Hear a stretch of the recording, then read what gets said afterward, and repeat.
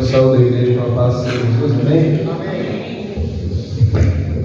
Meus irmãos, eu agradeço a Deus por essa oportunidade que Ele nos concede de estar todos unidos, para falar e aprender um pouco mais da palavra de Deus. E esse é o objetivo desta noite, Se não for para trazer a palavra de Deus, então não quero trazer. Então,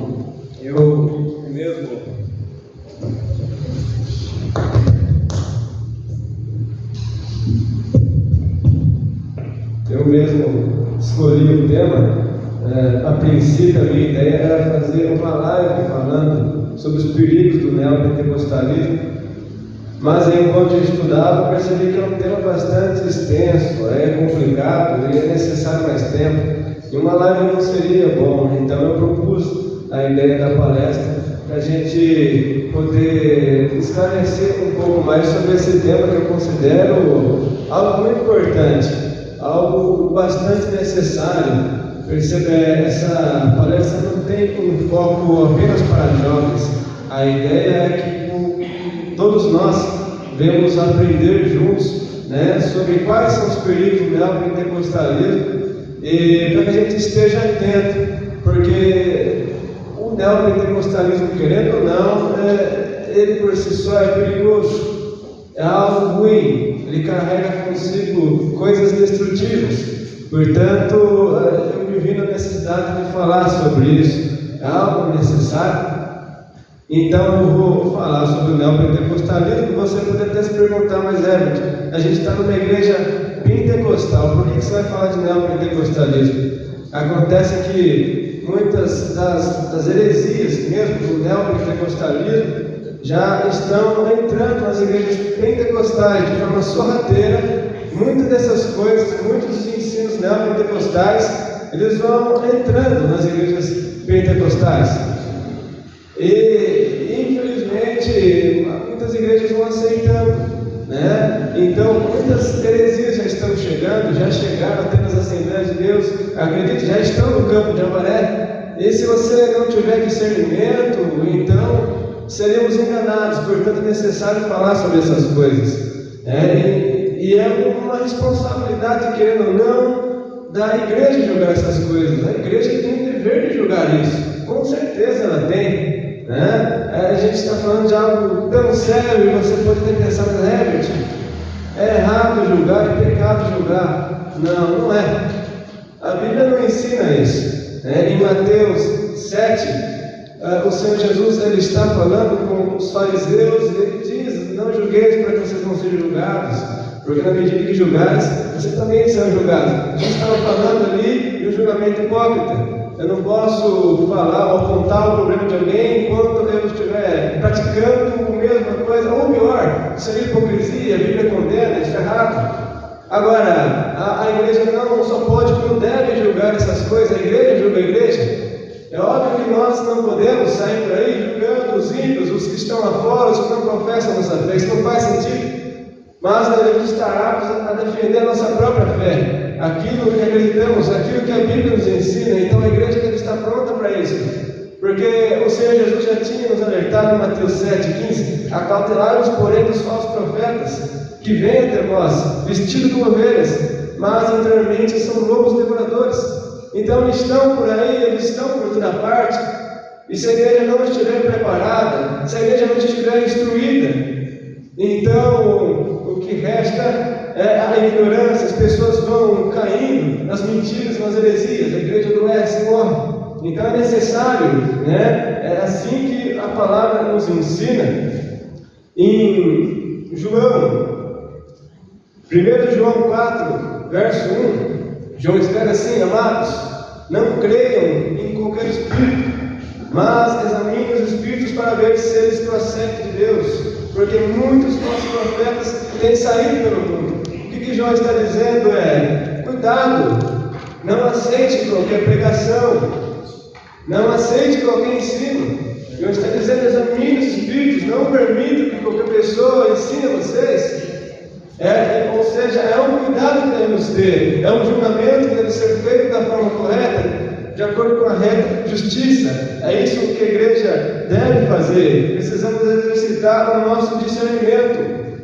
1 Tessalonicenses 5, 21 e 22, o apóstolo Paulo diz: examinai tudo, retende bem e abstende-vos de toda aparência do mal. Ou seja, a gente examina todas as coisas, a gente pega aquilo que é bom e o que for ruim a gente descarta.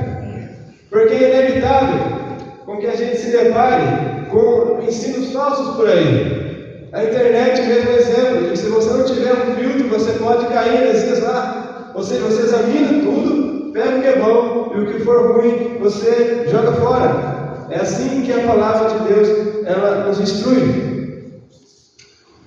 E antes de começar a entrar no tema mesmo, é importante destacar que eu não tenho aqui um currículo, um diploma de teologia. Eu preparei essa palestra, eu estudei, mas o que me traz aqui nesta noite de verdade é o fato de que eu tenho perdido noites de sono. Está acontecendo que eu estou perdendo noites de sono pensando que muitos dos nossos irmãos, muitas pessoas ao nosso redor, elas estão morrendo, elas estão adoecendo, estão perdendo a fé.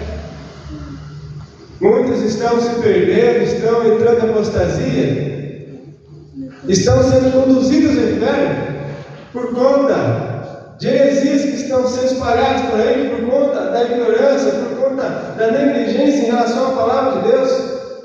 Então percebe que o assunto é sério, se trata de almas estão morrendo. E quando se trata de almas não é brincadeira, é algo sério.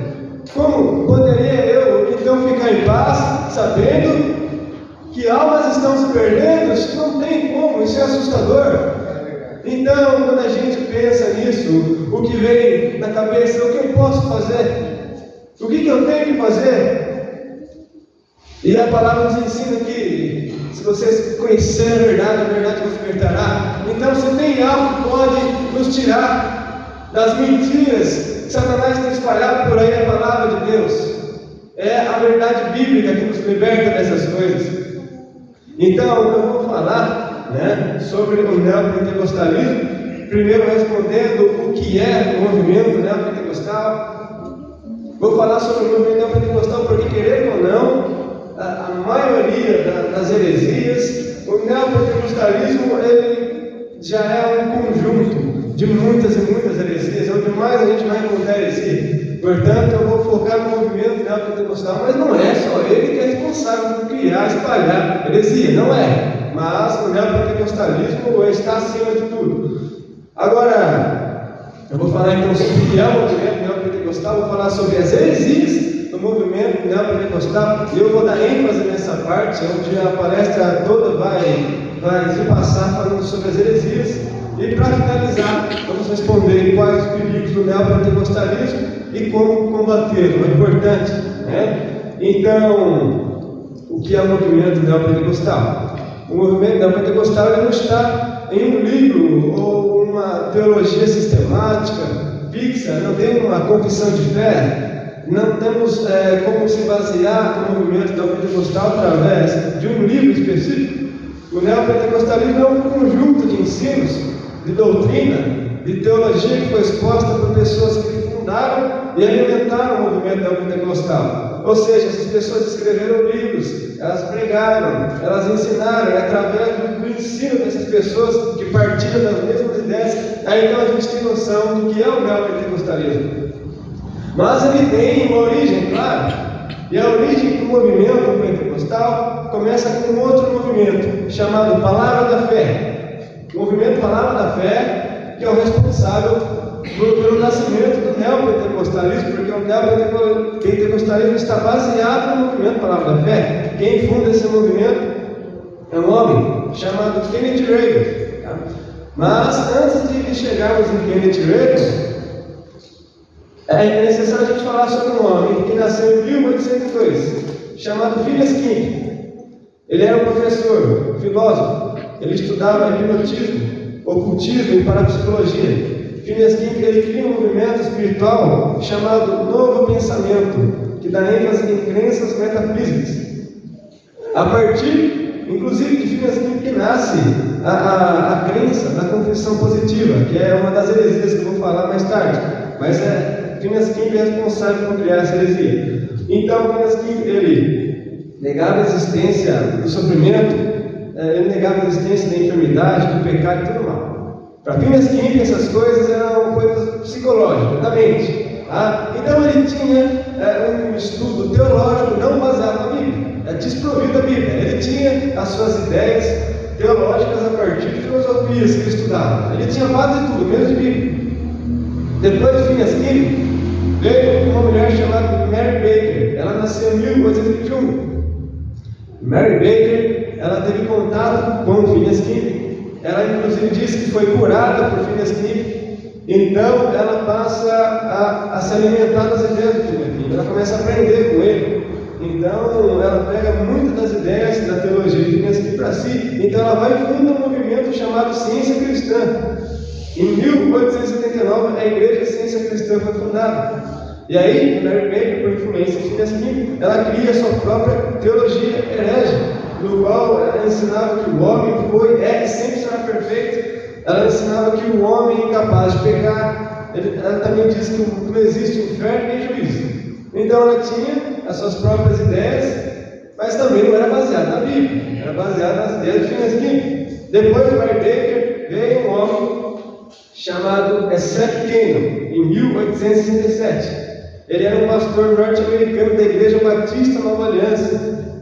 Inclusive, ele cria a teologia da prosperidade. Guarde isso, Seth Keenan.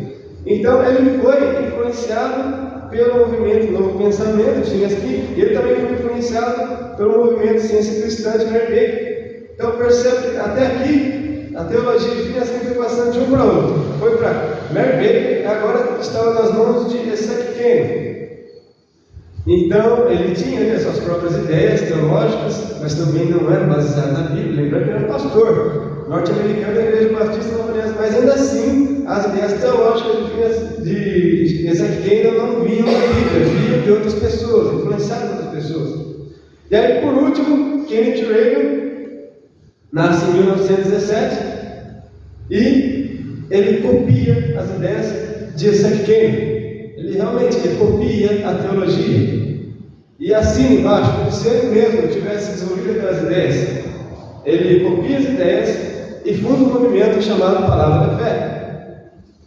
Então, Kenneth Reagan, ele consegue pegar a teologia de Phineas King, de Seth Keenan, e ele consegue piorar. Algo que já era ruim, algo que já era herege, ele consegue deixar pior ainda.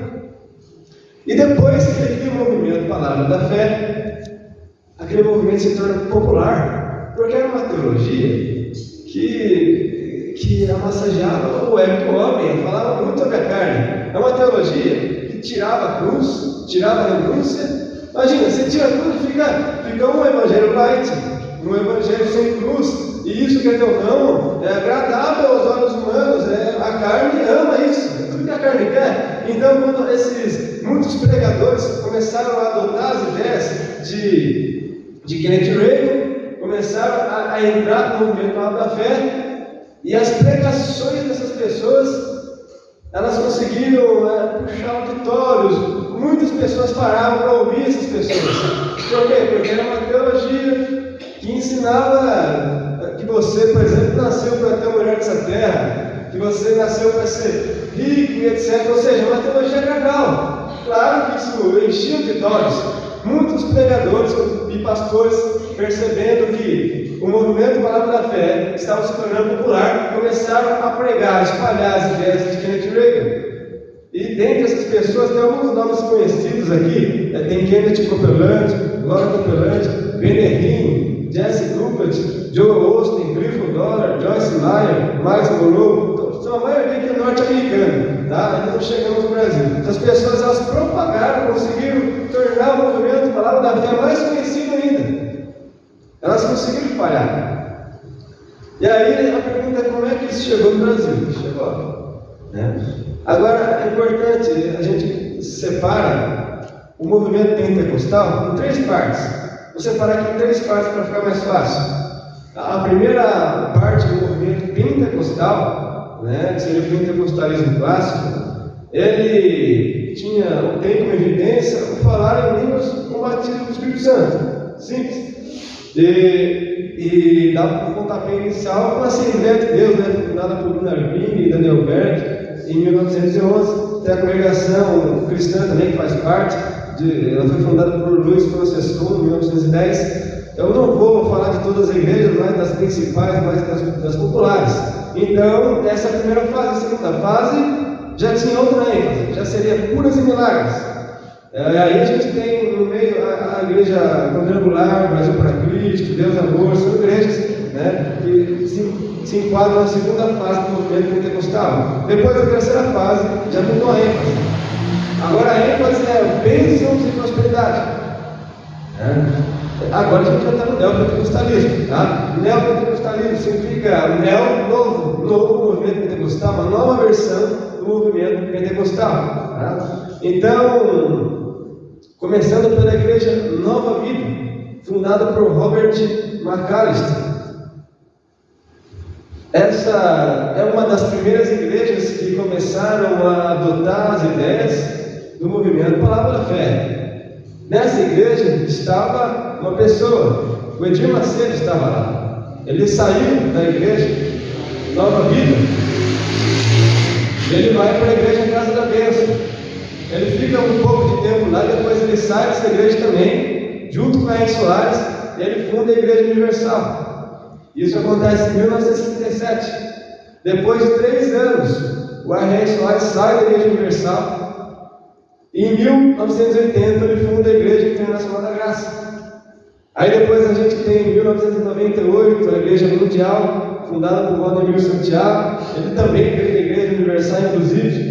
Aí depois tem em 2006 a Igreja Apostólica Plenitude do Trono de Deus, com a Janine Duque. Ele sai da Igreja Mundial para fundar essa igreja. Até agora eu falei aqui de várias igrejas, mas perceba que a principal, a que está acima, é a Universal. A partir dela veio as outras, veio uma a uma.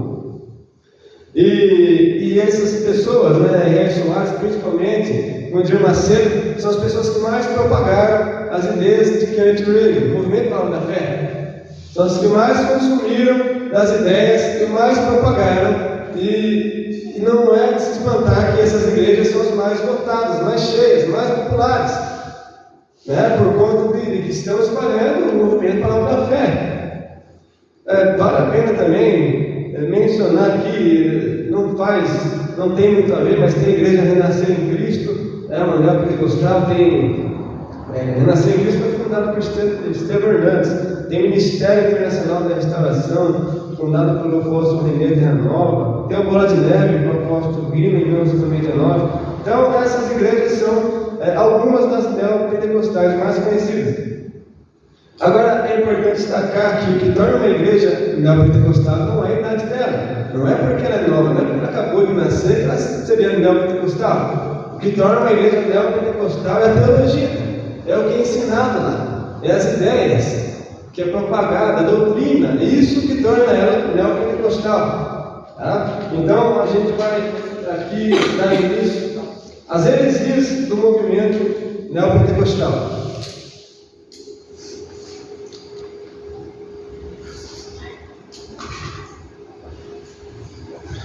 Antes de falar sobre as heresias, é importante destacar aqui, vou falar aqui bastante das heresias e pode acontecer da ideia ou do pensamento de alguém que ser confrontado. Talvez você tenha aprendido em algum lugar alguma dessas coisas aqui, e talvez o que eu vou falar vá de encontro com o que você acredite. Eu não sei, pode acontecer, mas se acontecer, o que você deve fazer é examinar. É o que a palavra de Deus ensina: examine, prova, julga. Então, obviamente que tudo que eu falar também deve ser julgado por vocês. E isso à luz das Escrituras. Mas se vocês realmente tiverem algum pensamento que for confrontado, é necessário também que tenha humildade, para que a palavra de Deus venha nos mudar, porque é ela que nos instrui, ela que nos ensina, que nos capacita. Em Provérbios 13:10 diz assim: onde há contenda, há orgulho, mas a sabedoria é encontrada naqueles que aceitam conselhos. Então, muitas vezes, pessoa que prefere declarar que a Bíblia está errada do que ela errou. Tem pessoa que é assim, tem pessoa que é orgulhosa, mas nós não podemos ser assim de jeito nenhum. A primeira heresia que eu vou falar é sobre a teologia da prosperidade.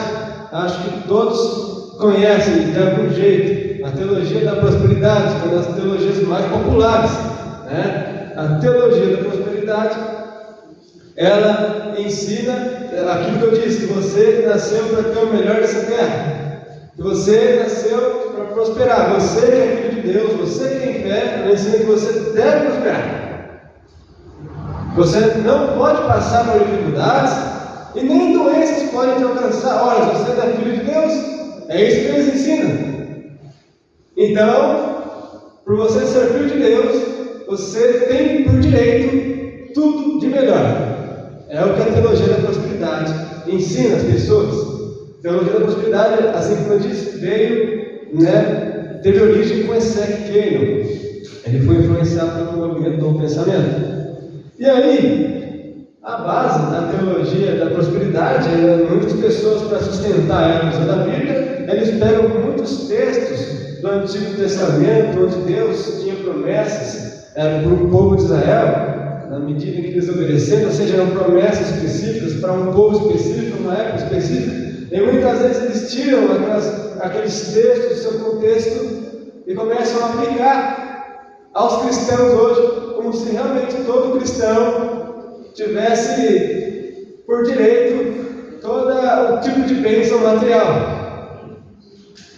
Mas não é isso que a Bíblia nos ensina, eles vão além, né? Eles vão além, eles vão dizer que por você ser um cristão, até mesmo estar doente é errado. Eles vão dizer que é errado. Se você está doente, é porque faltou fé. Se você ficou doente, é porque você não é um filho de Deus. É isso que eles dizem. Aí tem um texto que eles vão usar, Isaías 53, verso 4, diz assim: verdadeiramente Ele tomou sobre si as nossas enfermidades e as nossas dores levou sobre si. E nós lutamos para aflito, ferido de Deus e oprimido. Ou seja, vão dizer: olha, você está doente porque esse Deus levou sobre si as enfermidades. Não é para você estar enfermo, eles vão usar. Mas aí, quando a gente lê o contexto, a gente entende, calma. Isaías 53, verso 5 diz assim: mas ele foi ferido por causa das nossas transgressões e moído por causa das nossas iniquidades. O castigo que nos traz paz estava sobre ele, e pelas suas pisaduras fomos sarados. Com isso, já dá para entender que Isaías não está tratando especificamente sobre coisas físicas, mas é sobre coisas espirituais. Está falando sobre o pecado, a condenação que estava sobre nós, Cristo levou sobre si. E quando falamos de doenças ou dores, podemos imaginar que sim, a Bíblia nos diz que vai chegar o momento. Lá em Apocalipse vai dizer assim: e Deus enxugará de seus olhos toda lágrima, e não haverá mais pranto, nem dor, nem choro, essas coisas são passadas. Ou seja, é uma promessa realmente. Vai chegar um dia em que o homem, os filhos de Deus, não passarão mais por provações, não serão mais alcançados por doenças, mas essa é uma promessa para a glória de Deus. Ela não é nos dias de hoje. Hoje estamos expostos a tudo, pode chegar até nós, a crise pode chegar, a doença pode chegar, né? Então o apóstolo Pedro, ele deixa mais claro ainda, ele explica, em 1 Pedro 2,24, ele diz assim: levando ele mesmo em seu corpo os nossos pecados sobre o madeiro, para que mortos para os pecados pudéssemos viver para a justiça, e pelas suas pisaduras fossem sarados. Então Pedro confirma que Isaías está falando aqui mais de algo espiritual. Nós estávamos mortos por conta dos pecados, e o que Cristo fez foi nos trazer vida novamente. Agora, a teologia da prosperidade muitas vezes sustentada em textos, muitas vezes não, todas as vezes sustentada por textos fora de contexto. Mais um dos textos que eu percebo que está mais sendo mal interpretado é Filipenses 4,13, que diz assim: posso todas as coisas daquele que fortalece. As pessoas dizem isso, ao mesmo tempo elas declaram: você pode todas as coisas que fortalece?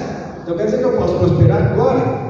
Amanhã eu posso ficar rico e eu posso ser curado agora? Eu digo, claro que pode. Pode mesmo.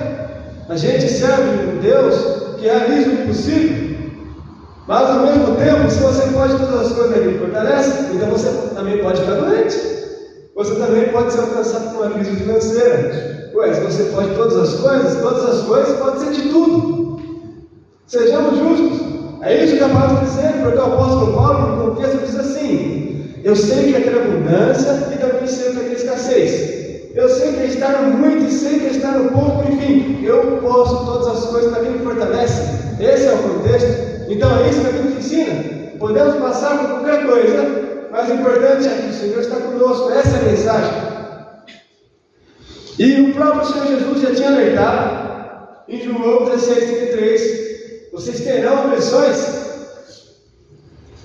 É para todos os cristãos. Lá em 2 Timóteo 3,12 tem uma promessa para você, cristão. E também todos os que realmente querem ver Cristo Jesus padecerão perseguições. Está aí a promessa do cristão. É inevitável. A perseguição, ela pertence aos cristãos desde sempre. Porque se eu falar que a teologia da prosperidade verdadeira, o que eu vou dizer dos mártires, dos apóstolos que morreram? Será que eles não tinham fé suficiente? Por que eles não viveram uma vida próspera? Por que Deus não livrou eles das perseguições? Por que eles não foram curados, livres? Eles morreram, foram martirizados, a igreja passou por outras perseguições e até hoje continua passando. Cadê a teologia de prosperidade? Por que ela funciona só com um e não com outros? É claro que é uma farsa.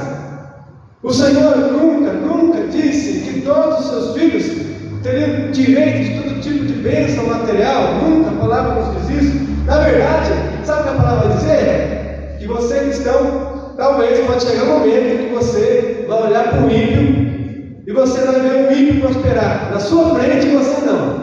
É isso que acontece, é isso que a Bíblia ensina. Olha o Salmo 73, Salmo de Asaf. É o que aconteceu com ele.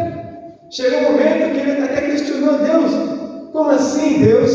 Que os maus estão prosperando e eu, que sou seu servo, eu vivo uma vida miserável. Como? Ele questiona. Depois Deus mostra para ele o fim dos maus. E não é só no Salmo 73, tem diversos momentos da Bíblia que ela nos mostra que isso não é possível de acontecer. Que o cristão pode chegar um momento em que ele não alcança aquilo que ele pediu. Talvez você não foi chamado para ser curado mesmo. Talvez você não foi chamado para prosperar. Fato é, todo cristão deve ter fé e acreditar na promessa principal, que é a promessa de vida eterna. Essas são para todos que permanecerem fiéis. Então, perceba, a teologia da prosperidade, ela não se sustenta. Não tem como a gente apoiar ela. Para não tomar muito tempo, eu já vou para o próximo ponto, a próxima heresia, que seria a heresia da confissão positiva. Confissão positiva, ela consiste em ensinar que tudo o que você fala com a sua boca, tudo o que você declara, você atrai. Se você ficar falando coisas positivas, você vai atrair coisas positivas. Se você falar coisas negativas, você vai atrair coisas negativas. Então, eu vou ensinar que você deve sempre falar de coisas boas. Fale de bênçãos, fale de vitória, fale de cura, mas em nenhum momento fale algo negativo. Porque senão você vai atrair para si. Vai ensinar que a sua palavra tem o poder de criar, materializar coisas. É um poder místico que a Bíblia nunca nos ensinou que teríamos. Não. A Bíblia nunca disse isso, mas eles usam para se basear. Provérbios 18:21 está escrito: a morte e a vida estão no poder da língua. O que bem utiliza come do seu fruto. Então, por conta disso, você tem uma noção. Se você encontrar alguém que acredita na confissão positiva, você vai ver que ela não consegue nem mesmo confessar a própria doença. Talvez você encontre ela acamada, doente. Aí você pergunta para ela o que você tem. Ela vai dizer: eu estou bem, eu estou ótimo. Ela tem medo de confessar que está doente, porque ela acha que se ela confessar, ela vai atrair a doença, vai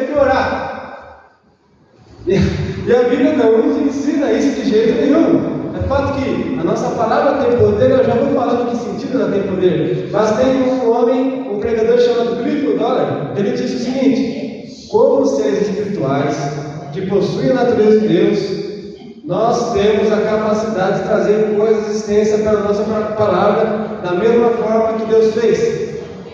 Ou seja, ele está dizendo que o homem pode criar através da palavra.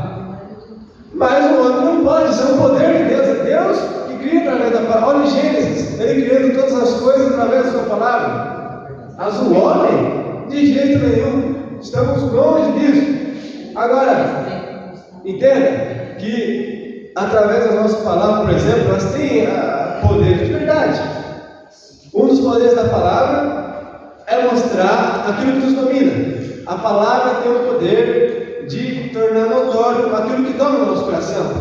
Olha para Mateus 12, do 34 ao 36, que diz assim: raça de víboras, como podem vocês que são maus dizer coisas boas? Pois a boca fala do que está cheio o coração. O homem bom do seu bom tesouro tira as coisas boas, e o homem mau do seu mau tesouro tira coisas más. Mas eu digo que, no dia do juízo, os homens saberão que dar conta de toda palavra inútil que tiverem falado. Ou seja, em outras palavras, aquilo que você fala, as coisas que você declara, só torna notório aquilo que está dominando o seu coração. A palavra tem o poder de revelar isso. Outro poder da palavra, você pode confessar a sua própria salvação. Em Romanos 10, verso 9 e 10 diz assim: se você confessar com a sua boca que Jesus é o Senhor e crer em seu coração que Deus o ressuscitou dos mortos, será salvo. Pois com o coração se crê para a justiça e com a boca se confessa para a salvação. Está aí outro poder da palavra, que coisa linda. A palavra também tem o poder de influenciar. Provérbios 12, verso 1 diz assim: há palavras que ferem com espada, mas a língua dos sábios traz a cura. Isso significa que, através das suas palavras, você pode trazer alegria para uma pessoa, ou através das suas palavras, você pode entristecer alguém. Através das suas palavras, você pode conduzir pessoas ao reino de Deus, ou através das suas palavras, você pode conduzir pessoas ao inferno. Então, temos uma responsabilidade imensa com a nossa palavra. É certo que a nossa palavra tem poder sim, mas não é poder de criar ou atrair coisas. A Bíblia nunca ensina isso. Vamos para o próximo, que seria apóstolos. Eu achei necessário falar sobre os apóstolos. Acho que um dos primeiros aqui no Brasil foi Estevão Hernandes e René. Não, foi um dos primeiros apóstolos aqui no Brasil. A pergunta é: será que existe apóstolo nos dias de hoje, afinal? Ou para que eles servem hoje? Quando a gente vai para Atos 1, no verso 20 e 22, eles estão recrutando um novo apóstolo. E eles trazem um requisito muito específico para aqueles que se tornariam apóstolos. Eu vou ler aqui, está escrito: é necessário, pois, que os varões que conviveram conosco todo o tempo em que o Senhor Jesus entrou em céu entre nós, começando desde o batismo de João, até o dia que dentre nós foi recebido em cima, um deles se faça conosco testemunha da sua ressurreição. Dentro do contexto, estavam substituindo Judas, que já não estava mais entre eles, precisava de um novo apóstolo. Matias se torna apóstolo porque ele cumpriu o requisito, ele foi testemunha ocular de Jesus. Ponto. Logo depois, o apóstolo Paulo. Paulo se tornaria um apóstolo. Só que, em determinado momento, Paulo começou a ser acusado. Muitos estavam acusando Paulo de ser um falso apóstolo. E aí, o apóstolo Paulo, para se defender dessas acusações, se você ler as epístolas, você vai ver que ele se defende contando a experiência que ele teve no caminho de Damasco. Ele declara: eu vi o Senhor, ele se apresentou para mim, eu vi. É desse jeito que o apóstolo Paulo, ele se defende das acusações. Lá em Gálatas 1 você pode ver isso. Então, perceba aqui um requisito que trouxe uma firmeza de que o apóstolo Paulo era um apóstolo, declarando que teve um encontro, que ele foi testemunha ocular. Agora é importante entender qual que é o objetivo do apóstolo, qual que é o chamado. Quer dizer, o apóstolo o chamado de apostolado veio de Cristo, né? É Cristo quem chama. E os apóstolos, eles tinham um propósito muito específico, era lançar o fundamento da igreja. Eles tinham o propósito de entregar as doutrinas, os mandamentos de Deus. Estava na mão dos apóstolos, eles tinham uma responsabilidade imensa. Eles fizeram isso através dos seus escritos, por exemplo. A maior parte do Novo Testamento foi escrito pelos apóstolos. Essa é a responsabilidade. Pregação dos apóstolos, ou seja, a igreja estava sendo fundada. E quem estava no fundamento da igreja? Os apóstolos. Eles tinham a missão, então, de entregar os fundamentos, de estabelecer eles através da direção do Espírito Santo. E foi exatamente isso que aconteceu em Atos. Hoje, nos dias de hoje, pastores, presbíteros, bispos, têm a missão de dispor esses fundamentos, né, que foram lançados pelos apóstolos da direção do Espírito Santo. Hoje, um pastor já não tem a permissão de Deus para lançar um novo ensinamento, uma nova doutrina, um novo mandamento. Hoje não existe mais. Não temos um ensinamento novo da parte de Deus, já está fechado. A revelação, a palavra de Deus está completa, toda a doutrina está lá. Então hoje, o pastor, o presbítero ou o bispo, que seja, não tem como ele criar uma nova regra de fé. E agora, isso significa então que para os dias de hoje se tornaria não precisamos de apóstolos. Tendo em mente que a missão deles era trazer o fundamento da igreja, e o fundamento da igreja está aqui. Para que um apóstolo hoje? Não tem necessidade. Essas pessoas, elas se auto-intitulam apóstolos. Tem muitos e muitos e muitos. E eu acredito que leva elas se auto-intitular apóstolo é o poder. Por quê? Se você tem um título de apóstolo, quer dizer, você está acima de pastores.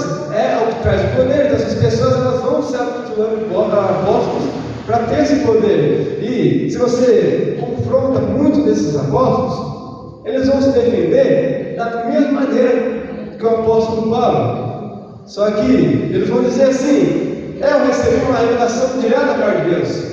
Foi Deus que apareceu para mim. Foi Deus que me chamou e foi Deus que me entregou novas revelações. Pior de tudo, novas revelações.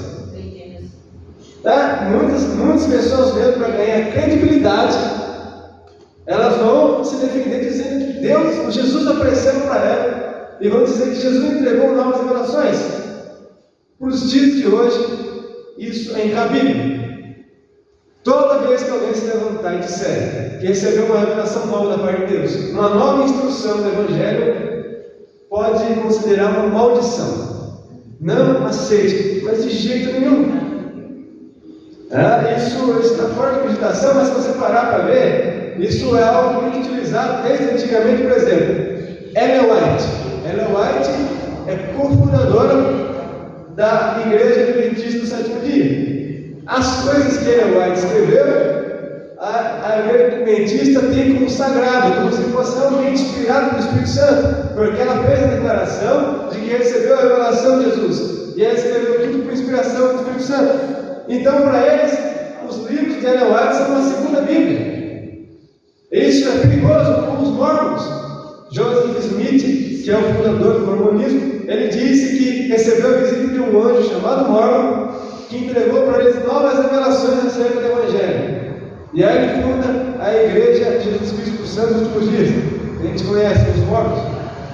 Veio também através desse papo de que recebeu uma revelação da parte de Deus. O próprio Kenneth Ray, o fundador do movimento Palavra da Fé, ele disse que foi visitado por Cristo de uma forma corpórea pelo menos 8 vezes, onde Deus entregou novas revelações para ele. Agora, o que a Bíblia diz acerca disso? Veja Gálatas 1, verso 8 e 9. Mas, ainda que nós mesmos, ou um anjo do céu, nos anuncie outro evangelho, além do que já nos tem anunciado, seja anátema. Assim como já o dos céus, agora de novo também vos digo: se alguém anunciar outro evangelho além do que já escrevestes, seja anátema. Ou seja, considere maldição, não aceite. Ainda que venha um anjo do céu, entregue uma nova revelação, não aceite. E as pessoas então são enganadas pela ignorância, porque falta de aviso não é. A Bíblia já está nos alertando. Então a revelação de Deus está completa. Toda a doutrina, todos os mandamentos, tudo que o Senhor quer nos falar está aqui. Agora, eu entendo também que o Senhor ainda continua usando pessoas com profecia a revelar, mas não revelar doutrina, coisa nova, ensinamento novo, isso não. Mas claro que Deus pode usar alguém, profecia, para falar o que já está aqui, ou para falar de alguma situação específica. A palavra diz: não rejeitei as profecias, mas a gente deve examinar elas. E a partir do momento que declara que recebeu a revelação da parte de Deus, trazendo um novo mandamento, então a Bíblia diz: seja nada. Aí, lá em Apocalipse 22, verso 18 e 19, diz assim: porque eu testifico a todo aquele que ouvir as palavras da profecia desse livro, que se alguém lhes acrescentar alguma coisa, Deus fará vir sobre ele as pragas que estão escritas nesse livro. E se alguém tirar qualquer palavra do livro dessa profecia, Deus tirará a sua parte do livro da vida e da cidade santa e das coisas que estão escritas neste livro. Então, nenhum homem tem permissão para tirar ou acrescentar nada. A palavra de Deus, ela é completa. E aí, o que acontece nas igrejas neopentecostais, principalmente, é que muitos dos pastores e líderes, eles querem exercer uma autoridade muito grande, do tipo de eles buscam controlar os seus membros, eles buscam tomar controle da vida dos membros, ter um controle sobre eles. E eles fazem isso como se a palavra deles fosse infalível, como se eles não errassem, como se tudo que eles dissessem não tem falhas. Seria uma palavra suprema do livro. Hoje as igrejas neopentecostais estão adotando isso. Mas se você parar para ver de onde veio isso, veio da Igreja Católica Romana. Em 1870, a Igreja Católica adotou o dogma da infalibilidade dos papas, que dizia que o Papa é infalível, o Papa não erra, o Papa é perfeito. E hoje que muitos líderes por aí estão fazendo é adotar esse dogma a si mesmo, como se nunca errassem. Claro, isso está errado. E aí quando você confronta, você pode perceber que quando você confronta uma dessas pessoas, olha, elas vão usar no texto, elas vão dizer assim: você não pode tocar no ungido do Senhor. Acredite ou não, eles usam isso. Porque está escrito em Salmo 115, verso 15: não toques os meus ungidos e não maltrateis os meus profetas. Salmo 115. Mas agora quando a gente entende o que é tocar e quem são os ungidos, então todo mundo. Por quê? A primeira pergunta: quem são os ungidos de Deus no final? Lá em 2 João, capítulo 2, verso 20, diz que todo o nascido de Deus tem unção. Ou seja, todo que é regenerado, todo o verdadeiro convertido, ele é ungido. E a Bíblia nunca nos dá uma categoria de pessoa mais ungida do que a outra. Não tem uma hierarquia, uma escala. O negócio é: ou você é ungido, não é, ou você é convertido, não é, ou você é regenerado, ou você não é. Não existe um mais ungido do que o outro. E aí, então, os filhos de Deus, em 2 João 2,20, vai dizer que todos eles têm a unção. E agora o que seria tocar? Quando entendemos finalmente o que é tocar, está falando aqui não de falar a verdade, está falando aqui de um toque físico, ou de matar. Como por exemplo, em 1 Samuel 24, no versículo 4 a 7, a gente vai ver a história onde Davi estava fugindo de Saul. Saul estava perseguindo Davi, estava querendo matá-lo. Davi se esconde em uma caverna. E logo depois Saul entra nessa caverna para procurar Davi. Davi se aproxima de Saul de forma sorrateira e corta um pedaço da roupa de Saul. E Davi pega e volta para aqueles que estavam com ele. E ele diz assim: eu não vou tocar no ungido do Senhor. Eu não vou matar aquele que Deus ungiu, de jeito nenhum. Ele diz isso. Quando ele diz: eu não vou tocar, ele está dizendo: eu não vou matar, eu não posso matá-lo. Então, quando a Bíblia diz, não, o Senhor diz, não toquem nos justos, está dizendo, não matem eles. Mas nunca se respeita ao fato de você questionar. Agora, em conceitos neopentecostais é muito falado, não sei se você tem contato, mas se você tiver, você vai perceber que é muito falado, muito pregado sobre o princípio da honra. Eles sempre vão bater na tecla, né, do princípio da honra. É o que é mais falado lá, o princípio da honra. Por quê? Para que os membros não questionem a liderança, mas para que eles sejam obedientes de uma forma cega. Eles preparam os membros para isso, para você não questionar de jeito nenhum. Então eles sempre vão falar do princípio da honra. Toda hora eles vão bater nessa tecla. É claro que o princípio da honra é bíblico, é claro que devemos honrar os nossos irmãos, devemos honrar a nossa liderança. Mas eles usam isso como uma forma de nunca serem questionados. Isso é errado. E aí, assim como eu já li lá em 1 João 4:1, João diz: amados, não creiam em qualquer espírito, mas examinem os espíritos para ver se eles procedem de Deus, porque muitos falsos profetas têm saído pelo mundo. Ou seja, os falsos profetas, eles estão por toda parte, por toda parte. Aí, para piorar, infelizmente, em muitos lugares estão ensinando um ensinamento errôneo que vão dizer: você não pode estudar a teologia, você não pode estudar a Bíblia. E que eles dizem, por que não? Porque a letra mata. Eles dizem isso, que a letra mata. Portanto, não estude teologia, não estude a Bíblia, senão você vai adoecer, você vai morrer espiritualmente. É isso que estão dizendo por aí. É claro que isso é um erro grotesco, porque isso surge de uma interpretação errônea da palavra. Está escrito em 2 Coríntios 3:6: Ele nos capacitou para sermos ministros de uma nova aliança, não da letra, mas do Espírito. Pois a letra mata, mas o Espírito vivifica. A pergunta é: o que é letra? Quando eles falam isso, eles pensam: letra é a Bíblia tem letra, então a Bíblia é a letra, então você vê que a letra mata. Então pronto, matou a charada. Isso é errado. Se a gente ler o contexto, a gente passa a entender. Por exemplo, em 2 Coríntios 3, 4 e 5 diz assim: tal é a confiança que temos diante de Deus, por meio de Cristo, não que possamos edificar qualquer coisa com base em nossos próprios méritos, mas a nossa capacidade vem de Deus. Em outras palavras, Paulo está dizendo que não podemos fazer nada através da nossa própria capacidade, dos nossos próprios méritos. Significa então que jamais poderíamos nos tornar justos. Nunca, se fosse depender de nós mesmos, não seríamos justificados.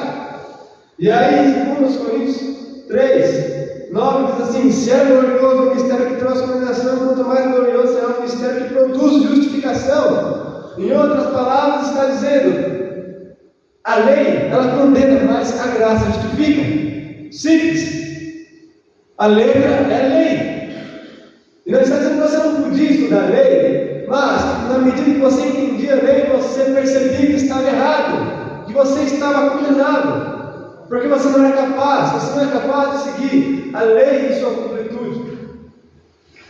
Então, esse é o mistério que trouxe a condenação. Mas aí, pela graça, recebemos a justificação. Então, entenda que a letra, ou o estudo bíblico, a Bíblia, ela não mata. O que mata de verdade é a ignorância. Deixe de estudar, e aí sim, você vai adoecer e vai morrer espiritualmente. Oséias 4:6: o meu povo foi destruído porque lhe faltou conhecimento, porque tu rejeitaste o meu conhecimento, também eu te rejeitarei, para que não seja sacerdote de mim, visto que esqueceste da lei do teu Deus, também eu me esquecerei dos teus filhos. A ignorância ela destrói, a ignorância ela mata. Então a Bíblia toda ela vai nos incentivar a buscar sabedoria pela palavra, nos convida a estudar, nos convida a buscar conhecimento. Agora eu vou falar sobre uma outra categoria de heresias né? E a primeira delas ensina a morte espiritual de Jesus. Essa heresia veio do movimento Palavra da Fé, de Kenneth Reagan. Essa heresia ensina que Jesus, depois que ele morreu, ele foi atormentado no inferno. E lá no inferno ele teve a sua morte espiritual. Lá ele perde a sua divindade. E aí depois ele renasce, voltando a ser Deus. Em outras palavras, a expiação não foi feita na cruz, foi feita no inferno, de acordo com esse movimento, né? E o próprio Kenneth Reagan, ele vai declarar assim: Jesus provou a morte espiritual por todos os homens. Tem alguns textos que, se não buscarmos a interpretação correta, pode ser que você chegue na mesma conclusão. Leia depois 2 Coríntios 5:21, Mateus 27:46 ou Salmo 16:10. Lá, né, se a gente não buscar uma interpretação correta, pode ser que você chegue na mesma heresia. Fato é que Jesus nunca morreu espiritualmente. A Bíblia vai dizer que o salário do pecado é a morte. O homem pecou, todos pecaram, todos foram destituídos da glória de Deus. E nós não poderíamos pagar o salário do pecado, porque não é a morte de qualquer um, não é a morte de alguém puro, deve ser a morte de alguém santo. Nenhum homem conseguiria pagar por isso, pois é necessário alguém santo, alguém justo, alguém perfeito. Hebreus 4:1 diz assim: porque não temos um sumo sacerdote que não possa compadecer-se das nossas fraquezas, porém um que, como nós, em tudo foi tentado, mas sem pecado. Para você morrer espiritualmente, você tem que pecar. Você tem que pecar. Se você não pecar, então você não morre espiritualmente. O homem conseguiu alcançar a morte espiritual. E para que os nossos pecados fossem perdoados, para que a expiação acontecesse, então teria que ser alguém sem pecado. E esse alguém, Jesus. Ele não pecou, ele veio sem pecado, portanto ele não experimentou a morte espiritual. Ele experimentou a morte física. As pessoas confundem. Quando diz que ele levou sobre si os nossos pecados, não significa que ele era um pecador, mas que ele pagou um salário que não poderíamos pagar. Aquele alto preço que está na nossa conta, ele pagou. Então ele levou a condenação dos nossos pecados, em outra palavra, mas ele não precisou morrer espiritualmente de jeito nenhum. Esse é o ensino errôneo. Jesus, ele não era um pecador, ele se coloca na posição de um pecador, em outras palavras. Agora, essa teoria vai além. Além disso, vamos ensinar também que Deus devia algo a Satanás, que a expiação, o preço foi pago a Satanás. Acredito, tem pessoas ensinando isso por aí.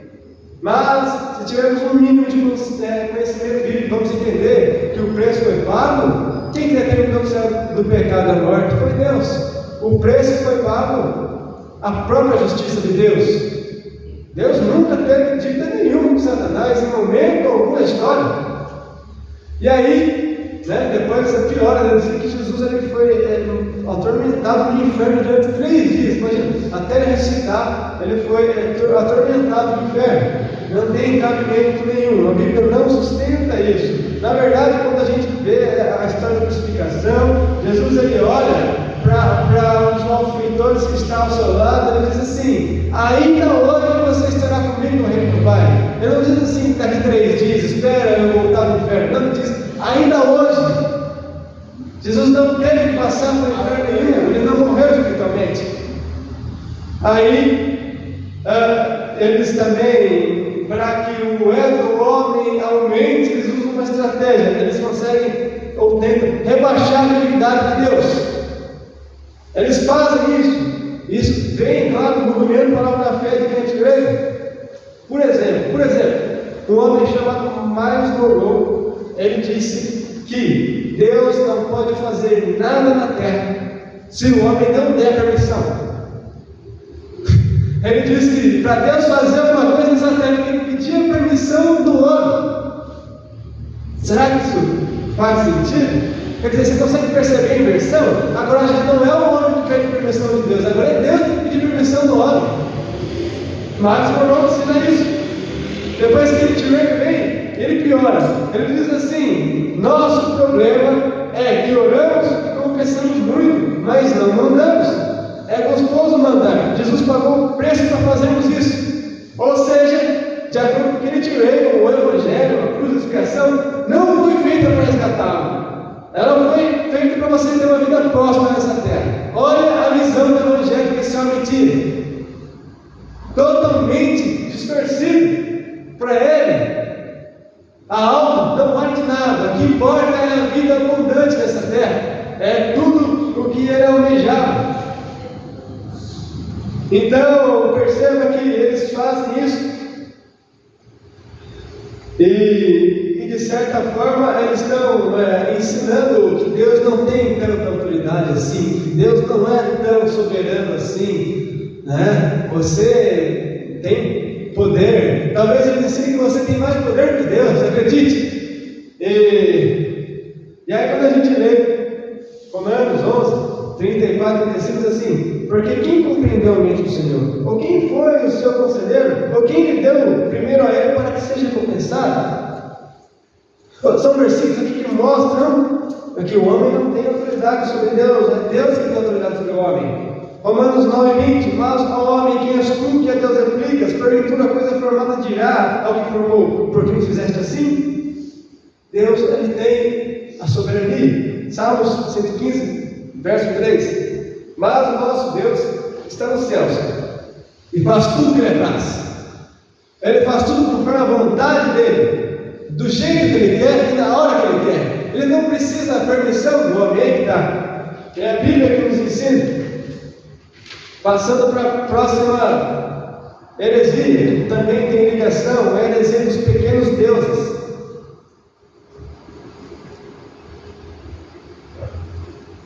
Kenneth Reagan também, no movimento Palavra da Fé, ele ensinava que você é um pequeno Deus.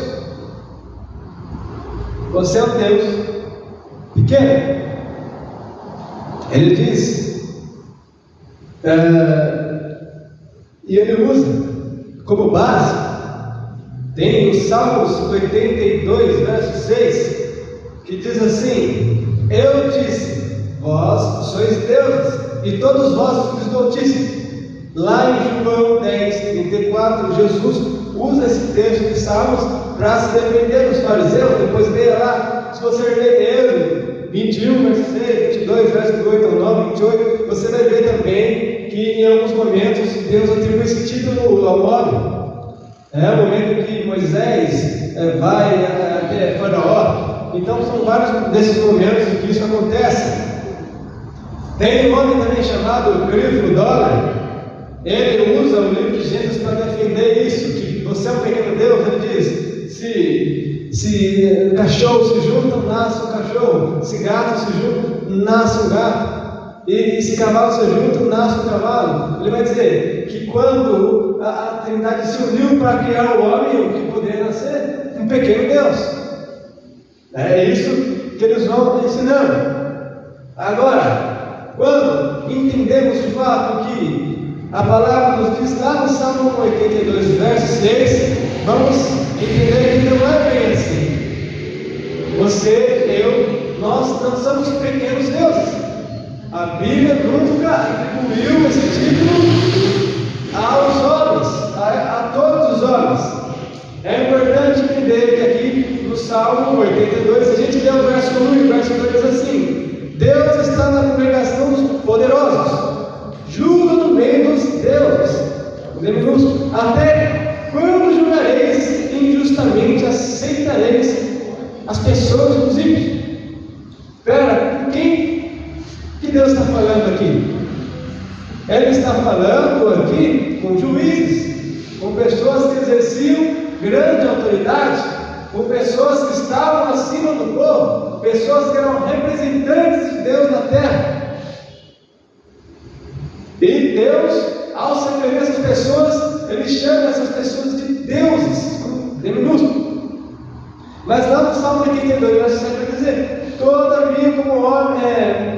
morrereis como homens e caireis como qualquer os príncipes, Deus fazendo um lembrete: ó, vocês são homens. Vocês que estão julgando da maneira errada, vocês juízes que estão fazendo do jeito errado, vai acontecer algo. Vocês vão ver que vocês não são o que vocês pensam que vocês são. Vocês vão morrer como homens, vocês vão cair como qualquer um dos príncipes. Então, até mesmo aqueles a quem Deus atribuiu o título de Deus, número minúsculo, Ele está fazendo um lembrete. Você, através da sua obediência, lembre-se, você é um homem.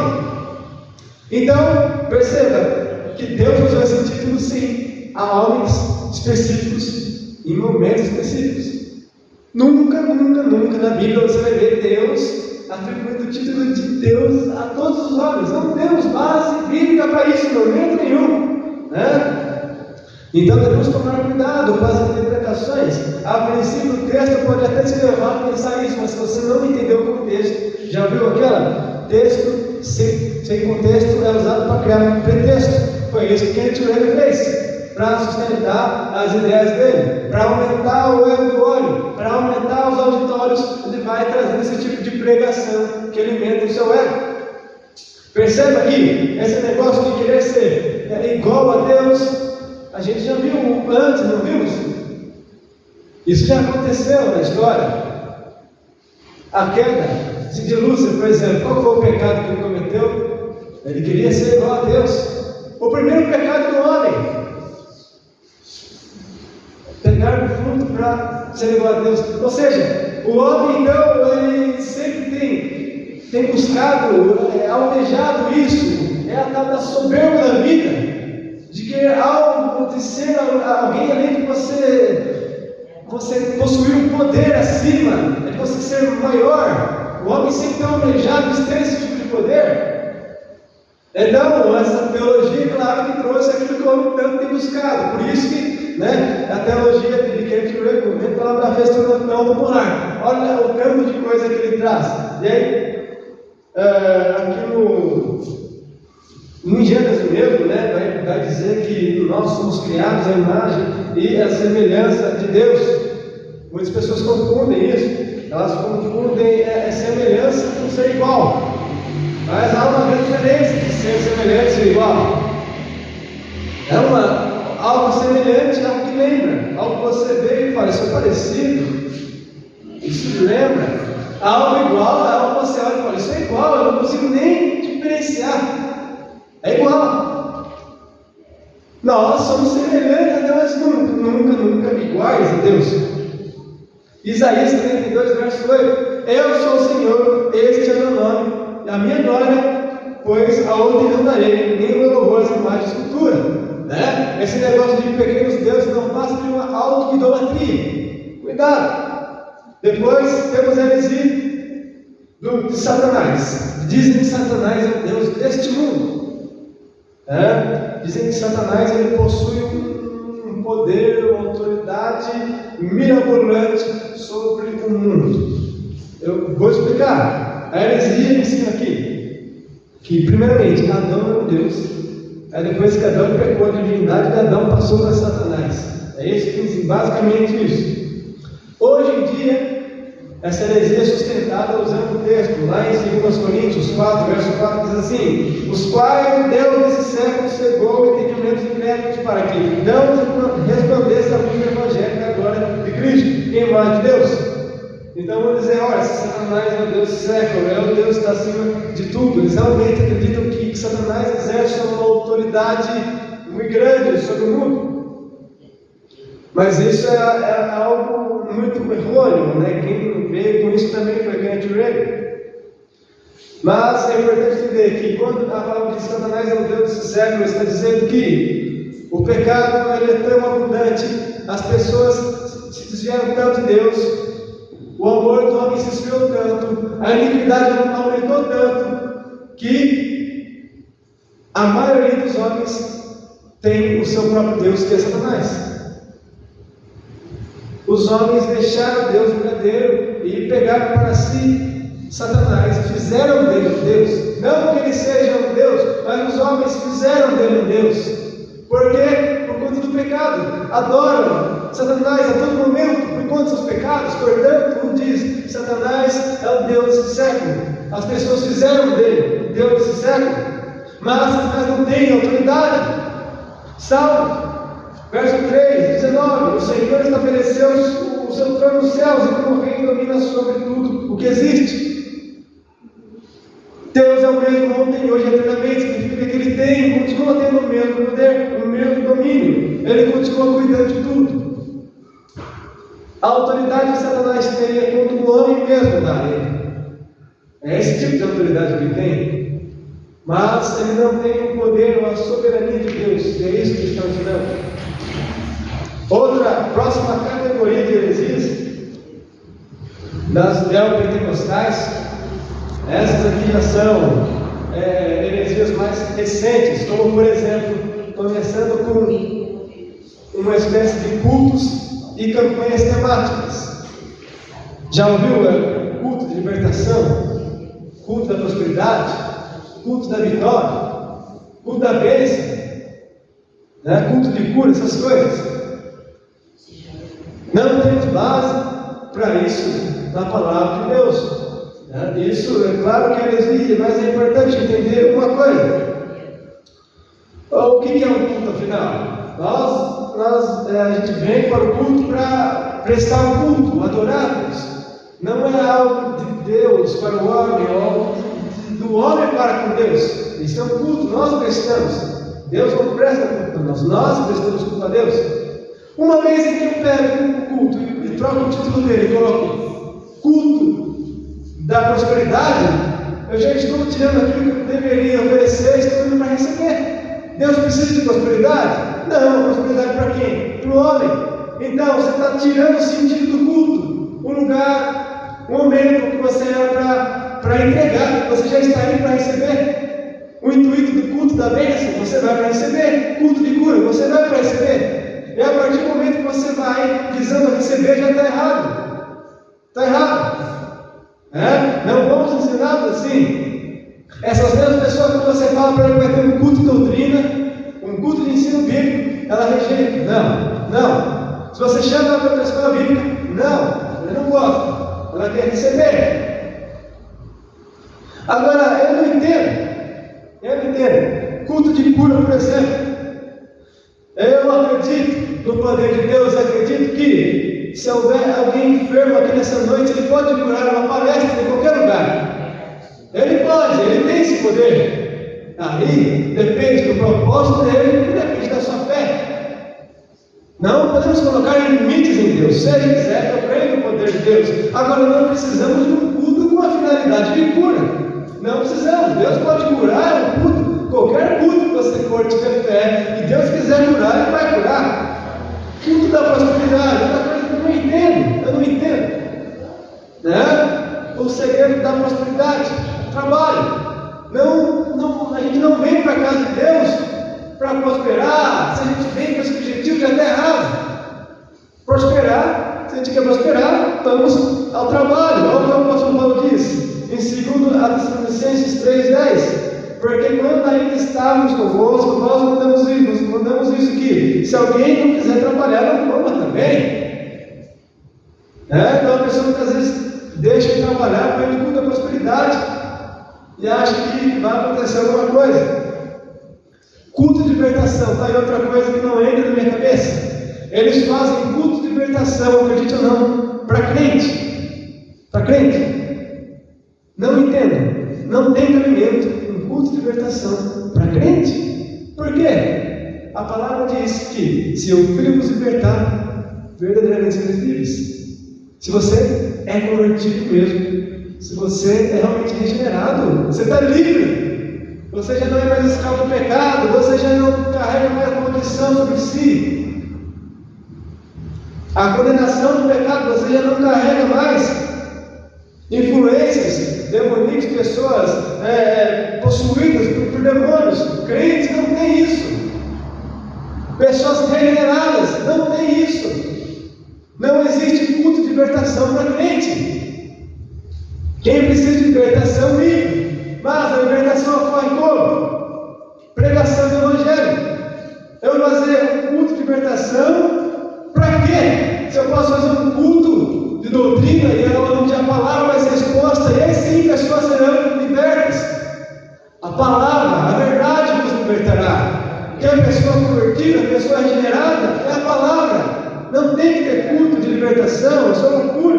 Entre outros tipos de todo tipo de culto que inventam por aí. Então, entendemos uma coisa: a igreja é lugar do evangelho, lugar de prestar adoração. A origem desse tipo de coisa é o próprio egoísmo humano. A próxima heresia que eu vou falar são os objetos ungidos. Por exemplo, água ungida, toalha ungida, rosa ungida, óleo ungido para ungir objeto, entre outras coisas por aí. Da onde veio isso? A Igreja Católica Romana. É lá, por exemplo, a água benta, né? É uma espécie de água ungida. Mas na Igreja Católica, se a gente estudar a história, você vai ver que eles praticavam a simonia, que era o ato de vender objetos sagrados. E eles vendiam. Então eles pegavam, por exemplo, um esqueleto e falavam assim: olha, esse crânio aqui era do apóstolo Paulo, se você olhar para ele, você vai ser salvo. Está vendo esse azeite aqui? Jesus pegou ele na mão. Se você tocar nele, você e sua família vão ser salvos. Era isso que era pregado na Igreja Católica. Isso acontecia de verdade. E você então pagava por isso. Você pagava para ter, ou tocar, ou ver esses objetos, né, sagrados. E nos dias de hoje, eles continuam praticando isso. Continuam vendendo objetos sagrados. Continuam fazendo a mesma coisa. E se a gente procurar base na Bíblia, não tem. O que a gente tem? A Bíblia falando sobre isso é Tiago 5,14. Está alguém entre nós doente? Chame os presbíteros da igreja e olhe sobre ele ungindo com azeite em nome do Senhor. Então, a única base que eu tenho para usar alguma coisa ungida, que seria o óleo, é para orar sobre o enfermo. É a única base da Bíblia que a gente tem. As pessoas agora pegam isso e levam para outro patamar. Ah não, mas pera, se o óleo ungido pode curar, porque a água também. Vamos ungir a água. E aí, vamos ungir uma rosa, vamos ungir. A Bíblia não ensina isso. Isso é puro misticismo. Fato é que há relatos que de fato aconteceu de pessoas que oraram pela água, ungiram a água, beberam e foram curadas. Sabe por quê? Por causa da fé. A fé delas não foi a água. A água não tem poder. O poder está em Cristo. Quando temos fé, se for por causa de Deus, a cura vem. Mas não dá para a gente ficar atribuindo poderes a objetos. Isso também é loucura. Lá em Mateus 22, 29 diz assim: Jesus, porém, respondendo, disse: errais, não conhecendo as Escrituras nem o poder de Deus. Quando Jesus diz isso, a palavra diz isso, está dizendo, é um contexto bem específico, mas o fato é que as pessoas erram pela ignorância, elas são enganadas pela ignorância. Isso é um fato. Muito bem. A próxima heresia: maldição hereditária. Hoje estão pregando por aí que um crente pode ser vítima de uma maldição hereditária. Não faz um pingo de sentido também. Mas, se a gente analisar, lá em Êxodo 20, verso 5 diz: não te encurvarás a elas, nem servirás, porque eu, Senhor teu Deus, sou Deus zeloso, que visita a maldade dos pais e dos filhos até a terceira e quarta geração daqueles que me aborrecem. O contexto é os mandamentos. E Deus está falando, se praticar a idolatria, a maldição iria cair sobre eles e até sobre as gerações futuras deles. Muito bem, muito bem. Nos dias de hoje, o que a gente pode dizer sobre isso? O que aprendemos sobre isso? Maldição hereditária.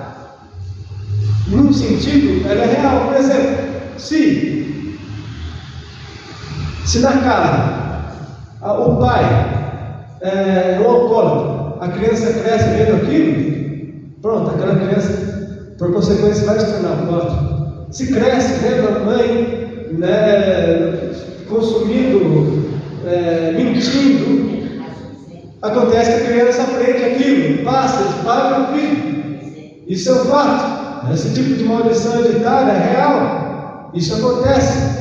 É uma maldição que vai passando de pai para filho. Nos dias de hoje, agora falar que um crente está doente ou está passando por algo por conta da maldição hereditária, não tem cabimento, porque a Bíblia nos diz em 2 Coríntios 5,17: e aquele que está em Cristo, nova criatura é, as coisas devem se passar, desde que se fez novo. Ou seja, Jesus levou sobre si toda a maldição. Se nós declararmos que o crente está em uma maldição hereditária, então logo a gente declara que o poder de Deus não é tão grande assim. Esse é o ensinamento errôneo, maldição hereditária. Nunca cogite em nenhum momento, se algum cristão passar por um momento, não cogite que aquilo seja maldição hereditária. Isso está fora de cogitação na vida de um crente. Outra heresia: queimar pedidos do monte. Não necessariamente do monte, o ato de você queimar pedidos é uma heresia muito grande. E isso está sendo praticado por aí, está sendo praticado até mesmo nas Assembleias de Deus por algumas pessoas. Agora, quando a gente para ver de onde que veio isso, daí assusta. Por exemplo, é um ritual pagão que veio de uma religião, ou uma das religiões que popularizaram isso, se chama Wicca. É uma religião pagã politeísta, elas acreditam em vários deuses. Então eles praticam esse ritual de queimar pedido de oração aos deuses deles, né? Isso é comum no paganismo, muitos fazem isso. Em outras palavras, é uma pensaria. Agora, eu não sei quem que teve a ideia de trazer isso para o cristianismo. Eu não sei quem foi a pessoa que pegou esse ritual e trouxe isso para a igreja. Não tem cabimento nenhum, isso é sincretismo. Você mistura religiões. Eu não vejo a Bíblia nos ensinando isso. Lá em 1 Coríntios 10, do 20 a 23, diz assim: antes digo que as coisas que os gentios sacrificam, as sacrificam aos demônios e não a Deus. Eu não quero que sejais participantes com demônios. Não podeis beber o cálice do Senhor e o cálice dos demônios. Não podeis ser participantes da mesa do Senhor e da mesa dos demônios. Ou irritaremos o Senhor? Somos mais fortes do que Ele? Todas as coisas me são listas, mas nem todas as coisas convêm. Todas as coisas me são listas, mas nem todas as coisas edificam. O ato de você queimar pedidos hoje só pode trazer uma coisa: escândalo. Você vai escandalizar a igreja. Você vai copiar os pagãos, vai trazer escândalo à igreja do Senhor. E se alguém chegar para mim e tentar usar algum texto do Antigo Testamento, né, naquelas práticas dos sacerdotes da época, eu vou dizer que essa pessoa está desconsiderando o sacrifício de Cristo. Porque uma vez que a expiação foi feita, agora temos acesso ao trono de Deus. Não precisamos de rituais mirabolantes. Por meio de Cristo, temos acesso ao reino de Deus. Não precisamos dessas coisas. Aqui agora tem um combo de heresias, essas são mais recentes, tá? Essa daqui eu não vou colocar na conta de Kenneth Reagan, porque essas heresias aqui acabaram de chegar. É um combo. Tem batalha espiritual, mapeamento espiritual, demônios territoriais e cobertura espiritual. Elas estão todas interligadas. O que seria isso, afinal? Muito bem. Para os neopentecostais, essa batalha espiritual é um mundo mágico, um mundo místico, onde demônios e anjos estão lutando ao nosso redor e não vemos, e o que temos que fazer é fazer um mapeamento espiritual para ver onde mais tem influência de demônios, e depois que a gente conseguir esse mapeamento espiritual, fazermos correntes de orações para expulsar demônios territoriais. Parece um filme. Aí eu procuro na Bíblia e eu não acho. E aí eu vi, de onde que isso veio? Veio de uma experiência de Carlos Anacondia. Ele estava fazendo uma evangelização em Buenos Aires, na Argentina. Ele estava lá junto com a sua equipe e ele estava evangelizando em um bairro. Acontece que a evangelização estava vingando, não estava dando frutos, não estava indo para frente. E eles começaram a desconfiar o que está acontecendo, por que a evangelização não está frutificando aqui? Até que eles encontraram um terreiro, e nesse terreiro tinha uma bruxa, né? uma pessoa ali que praticava ocultismo, essas coisas, e ali eles expulsaram o demônio daquela mulher. Só depois que expulsaram o demônio daquela mulher, o trabalho da evangelização prosperou. Só depois que a influência daquele demônio saiu, o trabalho da evangelização funcionou naquele lugar. Muito bem, essa é uma experiência real. Isso realmente aconteceu. Agora, uma coisa que eu aprendi que em Cristo isso foi o Augusto Nicodemos: experiência não estabelece doutrina. O que estabelece doutrina é a palavra de Deus. Não podemos criar uma nova doutrina através de uma experiência. Aconteceu, então agora todo mundo tem que fazer. Aconteceu, então esse é o novo mandamento. É o que Deus quer que todos façam. Não tem cabimento. Se Deus quisesse que todos fizessem isso, estaria na Bíblia. Assim todos praticariam, todos saberiam. Mas como foi só uma experiência isolada, aconteceu, amém. Mas não podemos pegar aquela experiência e começar a espalhar como se isso fosse uma regra. Agora você deve fazer assim, porque se você não fizer assim, você está errado. É isso que estou dizendo. Então agora as igrejas pentecostais, muitas delas, elas fazem assim. Elas vão e fazem um mapeamento espiritual da cidade. Elas vão descobrir onde mais tem influência de demônios. Elas acreditam que demônios territoriais estão tomando lugares, estão tomando postes, janelas, estátuas. E aí depois elas vão e fazem correntes de oração para expulsar demônios dos desertos, para depois fazer a evangelização. Não tem sentido isso, até porque na palavra de Deus não encontramos em momento algum falando de demônios territoriais. Momento algum. Lá já vimos pessoas possuindo, demônios possuindo pessoas e demônios possuindo animais. Como por exemplo, lá em Marcos 5 vai relatar a passagem que Jesus expulsa uma legião de demônios do homem. Os demônios pedem para ir para os porcos, eles vão para os porcos. Ponto. Pessoas e animais. Agora, objetos, lugares sendo tomados por demônios, a Bíblia nunca nos dá base para isso. Então é um ponto de ensinamentos errôneos. Não precisamos dessas coisas. E a parte final da cobertura espiritual nas igrejas neopentecostais só serve para os líderes terem mais controle ainda sobre os seus liderados, porque a cobertura espiritual deles é algo que você deve contar quase de tudo que acontece na sua vida para os seus líderes, e dessa forma eles vão orar por você e vão sempre estar intercedendo para que o mal não alcance a sua vida. Bom, de certa forma, é bom receber oração, é bom orar, é bom interceder, isso não está errado. Mas eles usam isso, esse negócio de cobertura espiritual, para exercer domínio sobre os membros. É o que as igrejas neopentecostais estão fazendo. Então é necessário examinar essas coisas, muito bem, Colossenses 2, verso 8, diz assim: tende cuidado para que ninguém nos faça presa sua, por meio de filosofias e vãs gentilezas, segundo a tradição dos homens, segundo o rudimento do mundo, e não segundo Cristo. Então, infelizmente, pessoas estão caindo nessas ideias, e estão sendo doutrinadas com doutrinas de homens. Não podemos cair nesses ensinamentos.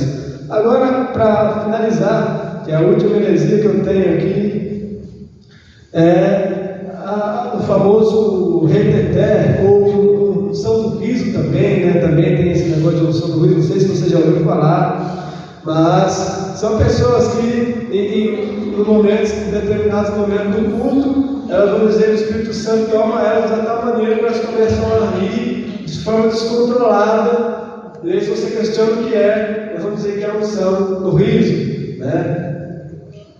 Agora, quando a gente para ver de onde que vem essas coisas, da origem disso, é assustador. Aonde veio esse negócio de sair rodando de forma descontrolada? Umbanda, candomblé. Quando a entidade lá toma alguém, essa pessoa perde o controle de si mesmo. Tudo bem. Agora, declarar que na igreja o Espírito Santo te tocou de uma forma que você não tem controle sobre si mais, isso é incoerente e contraditório. Por quê? Se a gente ler Gálatas 5:22, vai dizer assim: mas o fruto do Espírito é amor, gozo, paz, longanimidade, benignidade, bondade, fé, mansidão e temperança. Temperança, autocontrole. Temperança é: eu tenho motivos para ficar irado, mas eu não fico irado porque eu me controlo. Eu tenho motivos para sair fazendo cambalhota de alegria, mas eu não faço isso porque eu me controlo. Simples, temperança, fruto do Espírito. Declarar que você foi tomado e perdeu o seu controle pelo Espírito Santo é mentira, é incoerente, querer tirar a culpa de si mesmo e atribuir isso é injusto, não é? E aí quando você confronta essas pessoas que praticam isso, vai entender o que seria. É uma demonstração, nada mais, uma demonstração exagerada de emoção, ela expressa a emoção dela de uma forma exagerada. E essas pessoas, elas fazem movimentos do tipo, elas pulam bastante, giram, se jogam no chão, elas correm na igreja.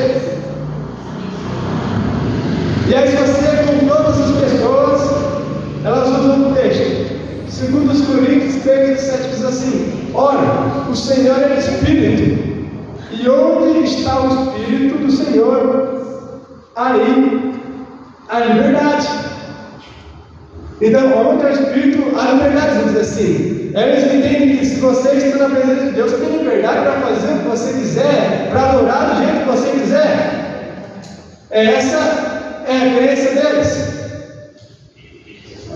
Agora, quando entendemos o contexto do que Paulo está dizendo liberdade que um dia você foi escravo do pecado, mas hoje você é livre. É esse tipo de liberdade que está falando? Ele está falando de uma liberdade de adoração, você pode adorar a Deus do jeito que você quiser? De jeito nenhum, a Bíblia não deixa isso. Na verdade, ela coloca ordem. Ordem é para falar em línguas. A gente lê 1 Coríntios 14, 27 e 33, tem até ordem de falar em línguas. Nada é bagunçado, nada de qualquer jeito. O apóstolo Paulo diz, ele viu o mandamento: façam tudo com ordem e decência. Isso é o mínimo que a igreja deve fazer. Porque se a gente olhar, por exemplo, a própria história da Assembleia de Deus, Gunnar Wing, que fundou a Assembleia de Deus, um dos fundadores, lá em 1923, ele foi para Santa Catarina porque disseram para ele que estava acontecendo um avivamento pentecostal. Ele vai para ver. E quando ele chega lá, ele dá um susto, porque ele se depara com esse movimento, até lá. E aí ele volta decepcionado e declara: aquilo lá não é um movimento espiritual, não é nada pentecostal, aquilo lá é um baixo espiritismo. Baixo espiritismo, em outras palavras, é um bando. Então, um dos próprios fundadores da Assembleia de Deus, eles desaprovavam isso. Pessoas sensatas, pessoas que estudam a Bíblia, pessoas que entendem a palavra, logo por consequência reprovam isso, porque isso não é algo bíblico, é algo escandaloso. É escandaloso. Porque eu estou trazendo mais uma vez elementos de outra religião para a igreja. Óbvio que é escandaloso. Então devemos tomar cuidado com essas coisas, inclusive já chegaram na Assembleia de Deus. Até no campo de Amaré, é necessário que tomemos cuidado com essas coisas. Muito bem. Agora, a pergunta é: quem propaga esses ensinamentos nos dias de hoje? Temos aqui, acho que as principais pessoas que estão propagando as heresias, principalmente das de Kent Reagan, o R. Soares, o Dir Macedo, o Valdemir Santiago, então a Juventude, todos aqueles que se autodetiram apóstolos, eles partilham das mesmas ideias, das mesmas heresias. Talvez você até acompanhe uma dessas pessoas. Eu vou dizer, foge. Você não tem nada a ganhar ouvindo essas pessoas. É um show de muitas heresias. Se a gente vê, por exemplo, a igreja de Éfeso, lá em Apocalipse, se a gente vê Apocalipse, A igreja de Éfeso foi um exemplo. Por quê? Porque eles examinavam tudo, colocavam à prova todos. Não era qualquer um que ensinava lá, não era qualquer um que pregava lá. Eles rejeitaram todas as falsas doutrinas. É algo que a igreja nos dias de hoje também deve fazer. Muito bem, muito bem. Agora a pergunta que a gente pode responder: do porquê que essas heresias se tornaram tão populares? A resposta está no pragmatismo religioso ou pragmatismo teológico. Pragmatismo é uma filosofia que ensina que o que determina o que é certo é o resultado. Se o resultado for positivo, se o resultado for imediato, então aquilo é certo. Em outras palavras, se deu certo, é porque esse é o jeito certo. Esse é o pragmatismo. Trazendo isso no meio cristão, nas igrejas, no pragmatismo religioso, temos que tomar muito cuidado, porque a maioria das pessoas que usam o pragmatismo nas igrejas, elas abandonam a Bíblia, elas descartam as Escrituras e apelam para o pragmatismo, abandonando os princípios bíblicos. Por exemplo, hoje temos por aí balada gospel, bloco de carnaval gospel. Essas pessoas dizem: a gente tem isso porque é um método da gente atrair pessoas, atrair jovens, e dá certo, olha aí, a igreja está cheia. Ou seja, eles vão dizer: olha, a gente faz do jeito certo porque o resultado diz que deu certo. E esse é o pragmatismo. Agora, não é bem assim. Não funciona desse jeito na igreja do Senhor. Infelizmente, o objetivo de muitas igrejas não é alcançar pessoas para o reino de Deus, é lotar bancos, só isso. Só quero lotar os bancos, se fizer isso está ótimo. Reino de Deus, depois a gente vê isso. É assim que eles lidam. Então eles criam balada gospel, bloco de carnaval, eles ensinam teologia da prosperidade, eles ensinam que você é um pequeno Deus, eles vão ensinando essas coisas, vão lotando as igrejas, usando heresias, passando por cima da Bíblia. Está errado, com certeza está errado. E é desse jeito que o pragmatismo tem sido usado nas igrejas de hoje. Isso é perigoso, né? Aprendemos que não é desse jeito. Eu já estou caminhando para o final. Quero ler um texto aqui de 2 Pedro, capítulo 1, verso 20 e 21, que diz assim: antes de mais nada, saibam que nenhuma profecia da Escritura provém de interpretação pessoal, pois jamais a profecia teve origem na vontade humana, mas homens falaram da parte de Deus, impelidos pelo Espírito Santo. A maioria das heresias que vemos aqui são pessoas que pegaram a Bíblia e interpretaram ela da forma que lhes convém, da forma que pareceu melhor para elas, ou para a carne delas.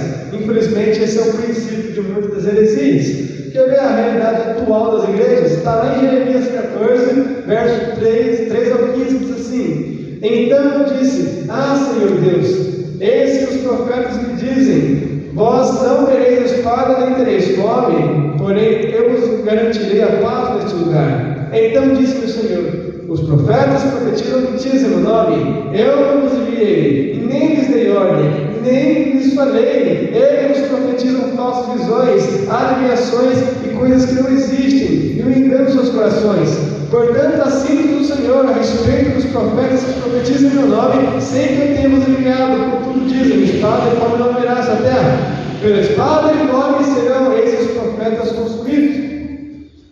Entenda que nos dias de hoje os falsos profetas continuam fazendo a mesma coisa, profetizando mentiras em nome de Deus, continuam entregando mensagens, continuam entregando um falso evangelho. E o que Deus diz? Nunca enviei eles, eu nunca dei ordem, eu nunca falei nada para eles, eles estão enviando. Entenda, essas pessoas elas estão fazendo um estrago muito grande, mas o Senhor mesmo disse que não vai ficar por isso mesmo. O juízo logo cedo ou tarde cairá sobre essas pessoas que falam em nome do Senhor. Como por exemplo, tem uma fala do Agenor Duque e do R.S. Warren, que disseram assim: crente que não é dizimista vai para o inferno. Eles disseram exatamente com essas palavras. E eles vão até mesmo sustentar isso, dizendo que Se você ler em Malaquias 3,8, vai dizer: roubará o homem a Deus? Mas vocês roubam. O que isso quer dizer? Como é que te roubamos? Nos dízimos e nas ofertas que devem. Aí depois, 1 Coríntios 6, verso 10. Vocês não sabem que os perversos não herdarão o reino de Deus? Não se deixem enganar, nem os imorais, nem os idólatras, nem os adúlteros, nem os homossexuais, passivos e ativos, nem ladrões, nem avarentos, nem algotas, nem caluniadores, nem trapaceiros herdarão de Deus. Vai dizer: se você rouba, se você não dá o dízimo, você é ladrão. Ladrão não entra no reino de Deus. Vamos usar isso para assustar os membros. A corrupção dessas pessoas é tão grande que eles não querem saber se você tem algo na sua casa, se você está conseguindo manter a sua casa, como é que está a sua família. Eles não querem saber disso. O que eles querem é: traga o seu dízimo de um jeito ou de outro. Se você não trouxer, você estará roubando. Eles forçam essas ideias para roubar as igrejas, infelizmente. E de certa forma estão desvalidando o sacrifício de Cristo. Afinal, qual que é o preço de uma alma? Seria os 10% mesmo? Será que a gente paga a nossa salvação com dízimo? É isso que a Bíblia ensina? Não, né? A palavra vai dizer que nós somos salvos pela graça mediante a fé, e isso não vem de vós. Não, o dom de Deus não é por obras para que ninguém se glorie. É necessário, o ensinamento do dízimo é bíblico.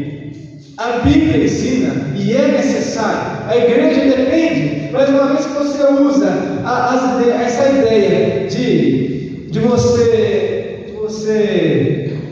dizer para uma pessoa que essa pessoa vai para o inferno, você está ameaçando ela em nome de Deus, para benefício próprio.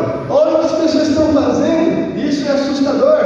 A palavra vai dizer em Salmos 49, verso 8: pois o resgate de uma alma não tem preço, não há pagamento que o livre. Então não pense você que o que traz a sua salvação é o seu dízimo ou qualquer uma das suas obras, é pela graça. Agora vamos responder a pergunta: quais os perigos do movimento neopentecostal? Acho que um dos maiores perigos é que ele é o maior criador de fé superficial. Outro dia eu fiz uma live com o Roberto falando sobre a fé superficial, que seria uma falsa conversão, uma falsa fé. Pessoas que realmente acham que estão seguindo a Cristo, pessoas que acham que são convertidas, pessoas que acham que alcançaram a regeneração. Mas na verdade foi apresentado para elas um falso evangelho. Por consequência, elas têm uma falsa fé. Estão pregando, o neopentecostalismo responsável por pregar um falso evangelho. Não é o evangelho de Cristo. O neopentecostalismo espalha o evangelho segundo Satanás. E essas pessoas estão se alimentando dele.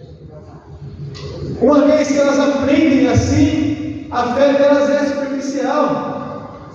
E se essas pessoas não saírem da ignorância, se essas pessoas não buscarem a verdade bíblica, elas serão conduzidas para o inferno, isso é inevitável.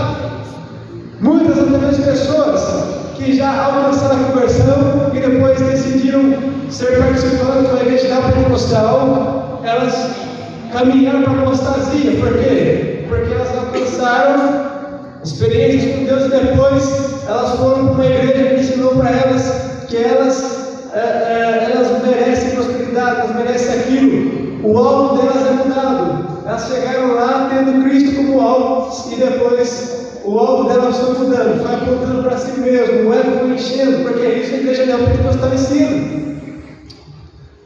Então ela causa uma destruição enorme. Quando falamos de perigos, ela certamente é uma das coisas mais perigosas nas igrejas. Para o cristianismo, o neopentecostalismo é um câncer. Onde ele chega, ele destrói. Onde ele chega, ele causa fé superficial, ele causa falsa conversão, ele causa apostasia. É onde mais temos falsos profetas. E acredite que todo falso profeta nada mais é do que um discípulo de Satanás, é o anticristo. Você não foi enviado por Deus, ele foi enviado por quem? Ou você é um profeta de Deus, ou de Satanás, não tem meio termo. E se você não está apto para ensinar a verdade, para ensinar mentiras, é porque Porque a mentira de Satanás são pessoas que podemos chamar de anticristos. João disse em 1 João 2,18: filhinhos, esta é a última hora, e assim como vocês ouviram, o anticristo está vindo, já agora muitos anticristos têm surgido. Por isso sabemos que esta é a última hora, ou seja, os anticristos estão ao nosso redor. É necessário a gente tomar cuidado com essas coisas, com essas pessoas. Infelizmente, o neopentecostalismo tem crescido por conta das pessoas que têm abraçado essas ideias. Por quê? Em 2 Timóteo 4, verso 3 e 4 diz assim: porque virá um tempo em que não suportarão a sã doutrina, mas tendo comichão os ouvidos, amontoarão para si doutores conforme as suas próprias concupiscências, e desviarão os ouvidos da verdade contando as fábulas. Então, quem está procurando os falsos profetas são as pessoas que gostam, elas que amontoam para si, e quando a doutrina, a sã doutrina chega até elas não aceitam, quer dizer que elas rejeitam, os ouvidos delas não estão preparados para ouvir a verdade, elas rejeitam a verdade e preferem juntar para si falsos profetas, que sempre vão ensinar para elas mentiras, que confortem ela. É isso que está acontecendo. Então, os falsos profetas, eles têm crescido em número e em popularidade por conta das pessoas que estão fazendo isso. Agora a pergunta é: como combater o movimento neopentecostal? A gente vê que a destruição está acontecendo e a gente só pensa: como impedir isso? Quer dizer, dá para impedir isso afinal?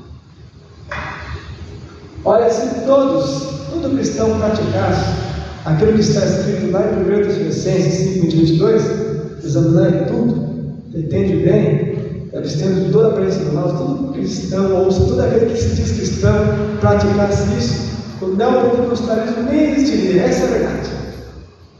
Se todos realmente tivessem compromisso com a palavra, não teria espaço para falso profeta. Falso profeta, você raramente veria. Se todo cristão verdadeiro praticasse isso, então, ou se todos aqueles que se dizem cristãos praticassem isso, não teria espaço. O movimento neopentecostal seria facilmente combatido. É importante que venhamos então aprender com a palavra de Deus, saber discernir essas coisas. É importante a gente parar e pensar: quem são os falsos profetas? Onde eles estão? O que eles fazem? Porque muitas vezes a gente fala de falsos profetas e a gente já pensa na igreja do vizinho. Mas acredite, o falso profeta ele vem aqui também, ele faz uma visita aqui, uma vez ou outra, ele prega aqui, ele ensina aqui. E se você não tiver discernimento, você vai pegar para si as ideias dele, e você vai ser desviado do verdadeiro evangelho. É isso que acontece, é isso que o falso profeta faz. Então ele está por toda parte, não adianta, ele está. Ele dá um jeito, ele aparece, por quê? Porque ele vem como ovelha, foi Jesus que disse. Ele vem, a gente realmente parece um cristão, a gente pensa: olha, ele é um cristão. Mas no final das contas, quando ele abre a boca, ele começa a falar, ele começa a ensinar, a gente percebe: isso é um louco. Se você tiver instrução bíblica, você vai perceber: esse é um louco. Nós precisamos da palavra para fazer isso. Por exemplo, em Atos vai mostrar que Paulo, quando ele foi pregar em Bereia, os bereanos provaram o que ele disse. Tudo que ele, tudo que o apóstolo Paulo, tudo que Silas pregaram, foi examinado pelos bereanos. Eles não aceitaram logo de cara. Primeiro eles compararam as escrituras, depois eles viram que estava certo, então eles pegaram para si. A igreja tem que praticar isso também. Se todos os cristãos passassem a provar, as pessoas, os pregadores, certamente o movimento pentecostal já não estaria presente, nem teria nascido. É tudo questão de ter a verdade no coração, uma questão de você ser liberto pela palavra.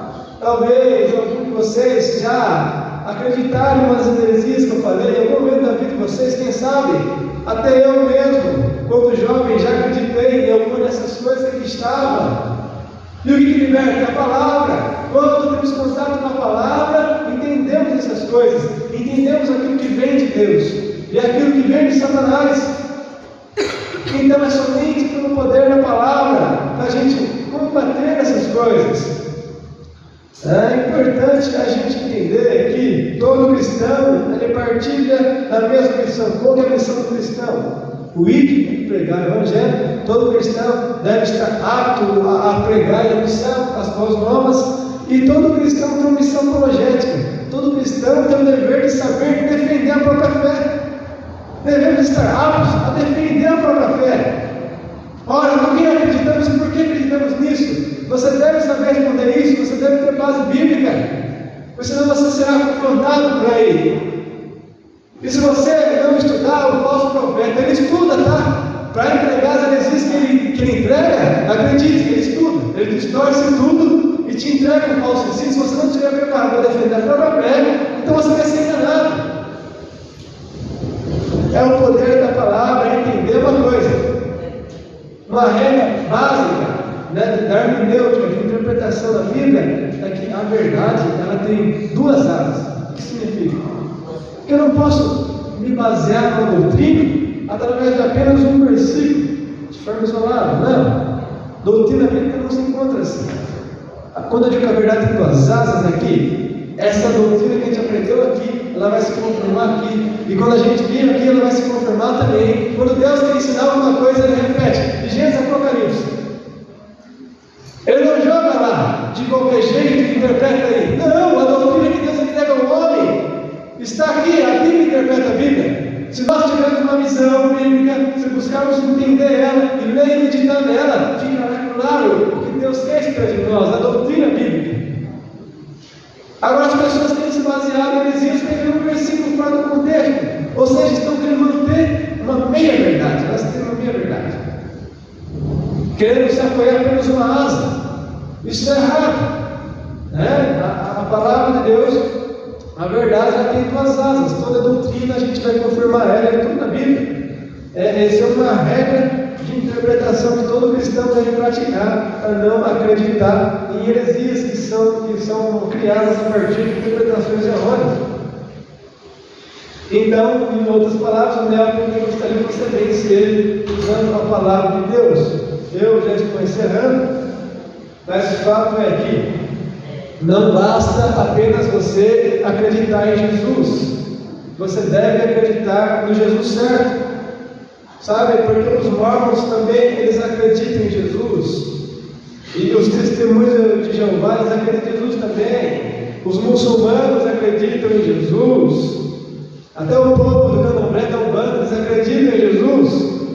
Você também deve acreditar em Jesus, mas no Jesus da palavra. É no Jesus que foi apresentado pela palavra de Deus. Então, o que está por trás desse evangelho, desse neopentecostalismo, de toda a doutrina que não vem de Deus, é o próprio Satanás. Então, meus irmãos, que fiquemos com a palavra, somente com a palavra. Essa é a nossa única e maior arma que temos, a espada do Espírito. Amém? Amém.